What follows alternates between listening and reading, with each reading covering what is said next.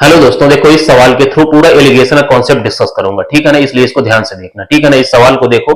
इस सवाल में क्या बोल रहा है कि 77.50 पर केजी की दाल को ₹83.50 पर केजी की दाल के साथ किस अनुपात में मिलाया जाना चाहिए ताकि औसत मूल्य ₹80 पर केजी वाला परिणामी मिश्रण आपको प्राप्त हो, ठीक है ना। तो एलिगेशन में आप एक चीज हमेशा याद रखना कि ये जो आपकी बीच वाली वैल्यू होती है आपकी, ये औसत मूल्य होता है, परिणामी वैल्यू होती है, रिजल्टेंट होता है हमेशा आपका, ठीक है ना। इन दोनों नंबर का रिजल्टेंट आपका औसत मूल्य आपको हमेशा दिया रहेगा, तभी आप एलिगेशन लगा सकते हैं, ठीक है ना। तो देखो ये जो बीच वाला नंबर होता है, ये जो ऊपर जो दो नंबर लिखे हुए हैं, इनके बीच का कोई नंबर होगा, ठीक है ना। कभी भी देखो इस चीज को आप समझो कि ये जो बीच वाला नंबर है वो कभी भी 77.50 से छोटा नहीं हो सकता है और 83.50 से बड़ा नहीं हो सकता है, ठीक है ना। मतलब ये आपका रिजल्टेंट औसत वैल्यू होती है ये।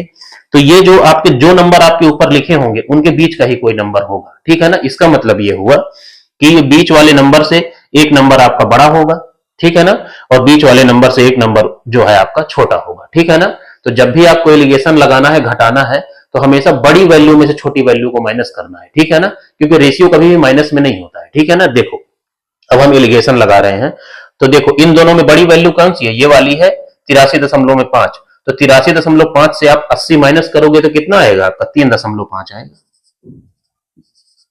ठीक है ना। अब इन दोनों में बड़ी वैल्यू कौन सी है आपकी 80 है, तो 80 में से आप 77.5 माइनस करोगे तो क्या आएगा आपका 2.5 आएगा, ठीक है ना।